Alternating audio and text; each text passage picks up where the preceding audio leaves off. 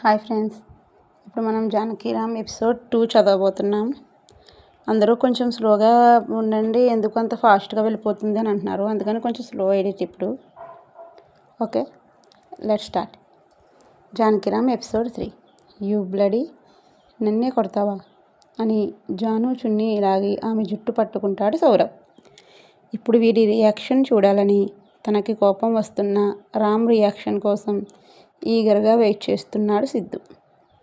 Within 5 minutesలో Saurabh కడుపులో ఒక punch పడుతుంది. వాట్ ఏ పంచ్ అని సిద్ధు అంటే సూపర్ అని అరిచి విజిలేస్తుంది రాజీ. కడుపులో గట్టిగా తిన్న పంచ్కి సౌరభ్కి తన ముందంతా మసకగా కనిపిస్తుంటే ఆ మసక చీకటిలో ఎర్రగా అయిన కళ్ళతో రామ్ కనిపిస్తాడు సౌరభ్కి. రామ్ కోపాన్ని చూసి భయం వేస్తున్నా భయపడితే పరువు పోతుందని బింకం నటిస్తూ, రామ్ నీకు ఎంత ధైర్యం ఉంటే నన్ను కొడతావు అని అరుస్తాడు సౌరభ్. నిన్ను కొట్టడానికి ధైర్యం ఎందుకు, చెయ్యుంటే చాలు అన్నాడు రామ్. కాలేజ్ నీదని రెచ్చిపోతున్నావు కదా అన్నాడు సౌరభ్. పోనీ నీ ఇంటికే వచ్చి నిన్ను కొడతాను, అప్పుడు ఓకేనా అన్నాడు రామ్. రామ్ నువ్వు హద్దు మీరుతున్నావు అన్నాడు సౌరభ్. నేను హద్దు మీరడం కాదు, నీకు నీ హద్దులు చెప్తున్నాను. మర్యాదగా సీన్ చేయకుండా ఇక్కడి నుంచి పో అన్నాడు రామ్ సీరియస్గా. అతని మొహంలో సీరియస్నెస్కి భయపడి నిన్ను ఊరికే వదలను రామ్ అని వెళ్ళిపోయాడు సౌరభ్. ఇదంతా బ్లాంక్ ఫేస్తో చూస్తున్న జానకిని, అక్కడ ఉన్న తన ఫ్రెండ్స్ అందరినీ, క్లాస్మేట్స్ని చూసి ఏంటి అందరూ అలా ఫ్రీజ్ అయిపోయారు, అయిపోయింది గొడవ, ఇక వెళ్ళండి క్లాసులకి అన్నాడు రామ్ గట్టిగా. వెళ్ళండి వెళ్ళండి, ఏదైనా క్లాస్ ఉందంటే ఒక్కడు రాడు, గొడవ జరుగుతుందంటే పులోమని ఎగేసుకుంటూ వచ్చేస్తారు, వెళ్ళండి హే అన్నాడు సిద్ధు. వాళ్ళతో పాటు నువ్వు కూడా పోరా అన్నాడు రామ్. ఓకే బావా అన్నాడు సిద్ధు. పిలుపులు మార్చకు బే అని సిద్ధుని మెడపట్టి ఒక్క తోపు తోసాడు రామ్. హల్క్ చెయ్యి వెదవా అని తిట్టుకుంటూ వెళ్ళిపోయాడు సిద్ధు. కళ్ళప్పగించి తననే చూస్తున్న జానకిని చూసి విసుగొచ్చి, హేయ్ అటువైపు వాష్రూమ్స్ ఉన్నాయి, వెళ్ళి వాష్ చేసుకొనిరా, నువ్వు నీ తింగరి మొహం అన్నాడు రామ్. అతని వైపు ఒక లుక్ వేసి వాష్రూమ్కి వెళ్తుంది జాను. అప్పటి వరకు లేని ఆకలి అప్పుడు గుర్తు రావడంతో వెజ్ శాండ్విచ్ ఆర్డర్ చేసుకొని తింటూ ఉంటాడు రామ్. ఈలోగా 2 minutesలో జానకి వస్తుంది, ఒక సైడ్ తడిచిన బట్టలతో. క్యాంటీన్లో రామ్ మాత్రమే ఉండడం చూసి బిడియంగా అటువైపు వెళ్తుంది. తడి బట్టలతో వస్తున్న జానుని చూసి ఏమైంది అన్నట్లు ఐబ్రోస్ రైజ్ చేస్తాడు రామ్. అది హ్యాండ్స్ వాష్ చేసుకునే దగ్గర పైపు లైన్ విరిగి వాటర్ ఫ్లో అవుతుంది, అది ఎక్కడ ఆఫ్ చేయాలో నాకు తెలియదు, అందుకే వచ్చాను తలదించుకొని మెల్లిగా చెప్తుంది జాను. వాటర్ ఫ్లో అవుతుందా, ఎక్కడ, నాకు చూపించు అని టిష్యూతో హ్యాండ్ క్లీన్ చేసుకొని జానుతో వెళ్తాడు రామ్. రండి చూపిస్తాను అంటూ అతని వెనకాలే వెళ్తుంది జాను. హ్యాండ్ వాష్ చేసుకునే బేసిన్స్ దగ్గర అప్లో ఉన్న పైపు విరిగి వాటర్ ఫ్లో అవుతుంటే ఎక్కడ ఆఫ్ చేయాలి అంటూ అటు ఇటు చూస్తున్నాడు రామ్. అదిగో రైట్లో ఉంది కంగారుగా చెప్తుంది జాను. కనిపించింది, మరీ అంత ఎగ్జైట్ అవ్వకు యాటిట్యూడ్గా చెప్తాడు రామ్. వీడికి పొగరేం తక్కువ లేదు గొనుక్కుంటుంది జాను. ఏంటి గొనుక్కుంటున్నావు సీరియస్గా అడుగుతాడు రామ్.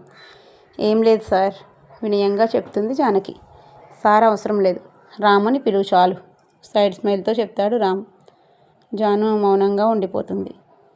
ఆర్ యు అండర్స్టాండ్ సమాధానం లేకపోవడంతో చిరాగ్గా అంటాడు రామ్. సరే అన్నట్టు తల ఊపుతుంది జానకి. పక్కకు తప్పుకో, వెళ్ళి వాటర్ లాక్ ఆఫ్ చేసి వస్తాను అంటాడు రామ్. సరే అని పక్కకు జరగబోతున్న జాను లిక్విడ్ సోప్పై కాలు వేసి వాటర్ ఫ్లో అయ్యే దగ్గర పడిపోతుంది. ఏయ్ జాగ్రత్త అంటూ పడిపోతున్న జానుని చూసి తన రైట్ హ్యాండ్తో జాను లెఫ్ట్ హ్యాండ్ని, తన లెఫ్ట్ హ్యాండ్తో జాను నడుముని పట్టుకొని పడకుండా ఆపుతాడు రామ్. ఆ హఠాత్ పరిణామాన్ని ఊహించని జాను తన లెఫ్ట్ హ్యాండ్తో రామ్ మెడని పట్టుకొని రామ్ కళ్ళల్లోకి చూస్తూ ఉండిపోతుంది. అలా ఒక అమ్మాయి నడుము పట్టుకోవడం అదే ఫస్ట్ టైం అవ్వడంతో రామ్ కూడా అలా జాను ఫేస్ మీద నుంచి తన ఎదలోకి వెళ్తున్న నీటిని చూస్తూ ఉండిపోతాడు.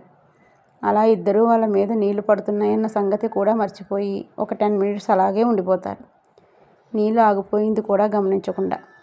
ఏంటి వీడు ఇంకా రాలేదు, ఇంతసేపు తింటున్నాడా, నేను తినలేదనే సెన్స్ ఉందా వీడికని తిట్టుకుంటూ క్యాంటీన్లోకి వచ్చిన సిద్ధు వాళ్ళిద్దరినీ రామ్ చెయ్యున్న ప్లేస్ని చూసి కంగారుగా రామ్ అని పిలుస్తాడు. ఆ పిలుపుకి ఇద్దరూ ఈ లోకంలోకి రాగా వెంటనే రామ్ చేతిని విడిపించుకుంటుంది జాను. ఏంట్రా ఏమైంది అని సిద్ధు అడిగేలోపు జాను తడిసిన బట్టలతో వెళ్ళిపోబోతుంది. రామ్ జాను చెయ్యి పట్టుకొని ఆపి తన షర్ట్ తీసి ట్రాన్స్పరెంట్ అవుతున్న జాను డ్రెస్పై కప్పుతాడు. జాను ఏమీ మాట్లాడలేక సిగ్గుతో భయంతో అక్కడి నుంచి వెళ్ళిపోతుంది. తడిచిన హెయిర్ని చేతితో దులుపుతూ సిద్ధు వైపు చూసి ఐబ్రోస్ ఎగరేస్తాడు రామ్ ఏంటి అన్నట్లు. ఏం చేస్తున్నావు అన్నాడు సిద్ధు. మా ఇంట్లో వాటర్ లేవని ఇక్కడ స్నానం చేస్తున్నా అన్నాడు రామ్. ఒక్కదానికి తిన్నగా సమాధానం చెప్పవేంట్రా అన్నాడు సిద్ధు. అదేంటోరా, నిన్ను చూస్తే వంకర టెంకర సమాధానాలే వస్తాయి నాకు అన్నాడు రామ్. నువ్వు రాముడివి కాదురా, రాక్షసుడివి అన్నాడు సిద్ధు ఉక్రోషంగా. థ్యాంక్ యూ, ఇక పద అని సిద్ధుతో కలిసి వెళ్ళిపోయాడు రామ్. రామ్ సిద్ధు క్లాస్కి వెళ్ళేసరికి జాను వెళ్ళిపోతుంది. అక్కడ జాను లేకపోవడం చూసి జాను కనిపించడం లేదు, ఇంటికి వెళ్ళిపోయిందంటావా అన్నాడు రామ్. ఏమోరా, 1 minute, రాజీ అక్కడ కూర్చుంది కదా, అడుగుతా అని రాజీ దగ్గరికి వెళ్ళి హాయ్ రాజీ అన్నాడు సిద్ధు. సిద్ధు దాని దగ్గరికి వచ్చి మాట్లాడేసరికి రాజీకి కడుపులో బటర్ఫ్లైస్ ఎగురుతుంటే అతని వైపే చూస్తూ ఉంటుంది నోరొదిలేసి. ఏంటి అమ్మాయి పలకదు అనుకుని రాజీ అని కొంచెం గట్టిగా పిలుస్తాడు సిద్ధు. దెబ్బకి తేరుకొని చెప్పండి సిద్ధు గారు అంది రాజీ. గార్లు బూర్లు అవసరం లేదు కానీ మీ ఫ్రెండ్ అదే జాను ఇంటికి వెళ్ళిపోయిందా అన్నాడు సిద్ధు. అవును సిద్ధు, తన బట్టలు తడిచిపోయాయని ఏదో షర్ట్ కప్పుకొని వెళ్ళిపోయింది అని డోర్ దగ్గర షర్ట్ లేకుండా ఉన్న రామ్ని చూసి ఏమైంది సిద్ధు, రామ్ గారు షర్ట్ లేదేంటి అంది రాజీ. ఏం లేదు, జాను తడిసిన బట్టలతో వెళ్తుందని ట్రాన్స్పరెంట్ అవుతున్న తన డ్రెస్ మీదకి షర్ట్ ఇచ్చాడు రామ్ అన్నాడు సిద్ధు. అవునా, జానుకి ఏం అవ్వలేదు కదా అంది రాజీ కంగారుగా. ఏమీ అవ్వలేదు రాజీ, జస్ట్ వాటర్ ఫ్లో అయ్యి తడిచిందంతే అన్నాడు సిద్ధు. ఓకే అంది రాజీ. రామ్ జానకి వెళ్ళిపోయిందంటరా అన్నాడు సిద్ధు. ఆ అమ్మాయి కనబడినప్పుడే అర్థమైందిలే కానీ నువ్వు పోయి క్లాస్ విను, నేను ఇంటికి పోతున్నా అన్నాడు రామ్ అలా తడిచిన బట్టలతో వెళ్ళిపోతూ. తడిచిన బట్టలతో వస్తున్న జానుని చూసి జాను ఏమైందమ్మా, బట్టలు ఎందుకు తడిచిపోయాయి అని కంగారు పడ్డారు సుమిత్ర గారు. అది అమ్మ, క్యాంటీన్లో పైపు విరిగి వాటర్ ఫ్లో అయిందమ్మా, అందుకనే తడిచిపోయాను అంది జాను కంగారుగా. అవునా, సరే తొందరగా వెళ్ళి బట్టలు మార్చుకో, లేకపోతే జలుబు చేస్తుంది అన్నారు సుమిత్ర గారు. సరే అమ్మా అంటూ తన రూమ్కి వెళ్ళింది జాను. షర్ట్ లేకుండా తడిచిన బట్టలతో వస్తున్న రామ్ని చూసి షర్ట్ ఏమైంది రామ్, ఎందుకు తడిచిపోయావు కంగారుగా అడుగుతారు శర్వాణి గారు. ఏం లేదు మామ్ అని సమాధానం చెప్పకుండా వెళ్తున్న రామ్ని ఆగు రామ్ అన్న పిలుపు ఆపుతుంది. ఇదేంటి, ముంబై ట్రిప్ క్యాన్సిల్ అయిందా ఏంటని కంగారు పడుతూ వెనక్కి తిరిగి చూసేసరికి అక్కడ రామ్ ఫాదర్ వీరేంద్ర చౌదరి గారు గంభీరంగా నించొని కోపంగా రామ్ని చూస్తుంటారు. డాడ్, మీరు ముంబై వెళ్ళలేదా అన్నాడు రామ్. అది పక్కన పెట్టు, ఏంటి మామ్ నీ బట్టల గురించి అడుగుతుంటే సమాధానం చెప్పకుండా వెళ్ళిపోతున్నావేంటి, మామ్ అంటే రెస్పెక్ట్ లేదా అని కోపంగా అరుస్తారు వీరేంద్ర గారు. రామ్ భయపడుతూ సారీ డాడ్ అంటాడు. సారీ నాకు కాదు, మీ మామ్కు చెప్పు శర్వాణి గారి వైపు చూస్తూ అంటారు వీరేంద్ర గారు. సారీ మామ్ అన్నాడు రామ్. పర్లేదు రామ్, నువ్వు వెళ్ళి డ్రెస్ మార్చుకో, లేదంటే ఫీవర్ వస్తుంది అన్నారు శర్వాణి గారు. సరే మామ్ అని వెళ్తాడు రామ్.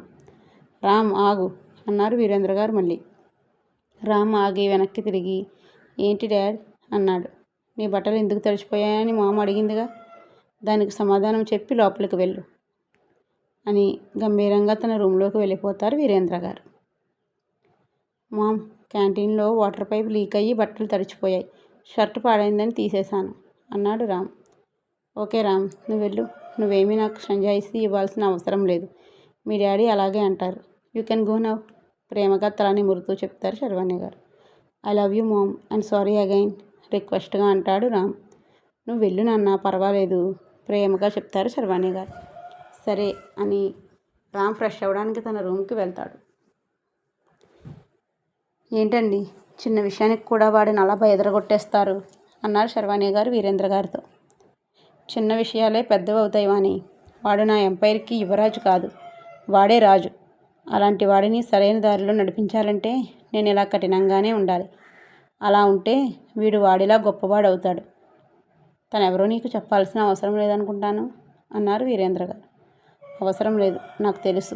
సరే, ఇదంతా వదిలేసి మీరు వెళ్ళి ఫ్రెష్ అయ్యి రండి, లంచ్ చేద్దాం అన్నారు శర్వాణి గారు. రామ్ కూడా రానివ్వు, కలిసి తిందాం అన్నారు వీరేంద్ర గారు. ఈలోగా రామ్ ఫ్రెష్ అయ్యి వచ్చాడు. రామ్ ఇట్రా ప్రేమగా పిలుస్తారు వీరేంద్ర గారు. వస్తున్నా డాడ్ అని వెళ్ళి తండ్రి పక్కన కూర్చుంటాడు రామ్. రామ్, నేను ఉన్నప్పుడైనా లేనప్పుడైనా సరే నువ్వు మీ మామకి ఇచ్చే మర్యాద ఏమాత్రం తగ్గకూడదు, ప్రేమతోనే సీరియస్గా చెప్తారు వీరేంద్ర గారు.